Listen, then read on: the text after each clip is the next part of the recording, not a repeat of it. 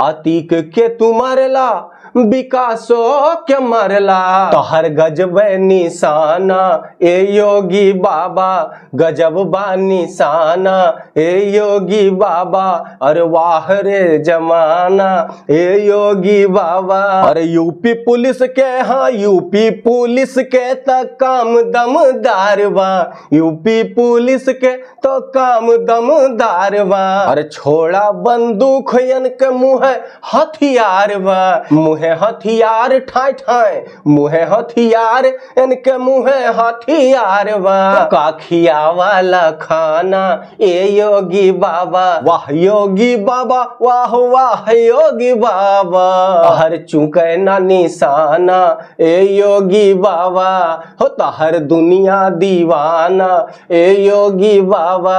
हो रोज देख के खबरिया करार होई जात बा, मारे डर के पुलिस कुल फरार होई जात बा, हमारे डर के पुलिसिया फरार होई जात बा। कौने काम के है थाना ए योगी बाबा, तोहर गजब निशाना, वाह योगी बाबा तोहर गजब निशाना ए योगी बाबा। अतीक के तू मरला विकासो के मरला, तोहर गजब निशाना हे योगी बाबा, तोहर गजब निशाना हे योगी बाबा।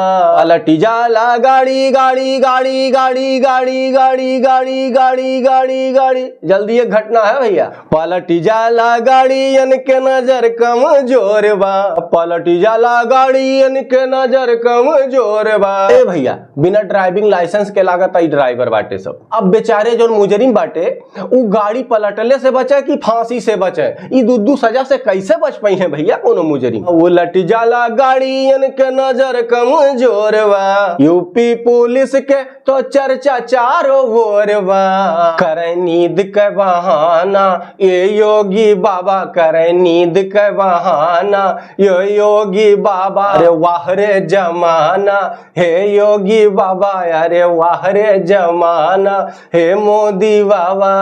अतीक के तू मरला विकासो के मरला, हो तोहर गजब निशाना ये योगी बाबा, तोहर गजब निशाना हे योगी बाबा, अरे वाह रे जमाना हे योगी बाबा, अरे वाह रे जमाना हे योगी बाबा। नमस्कार दोस्तों, आपको हमारा वीडियो कैसा लगा? अगर आपको अच्छा लगा हो तो हमारे कमेंट बॉक्स में जाके कमेंट करके इसका जवाब जरूर दीजिएगा। और हाँ दोस्तों, अगर अब तक आपने हमारा चैनल सब्सक्राइब नहीं किया है तो सब्सक्राइब जरूर कर लें और ऑल पे जाके सेलेक्ट कर लें, ताकि हमारा सारा वीडियो आप तक पहुंचता रहे और आप सभी आनंद लेते रहें। मिलते हैं अगले वीडियो में, तब तक के लिए आप सभी अपना ख्याल रखिएगा, हम पे आशीर्वाद बनाए रखिएगा। नमस्कार, धन्यवाद।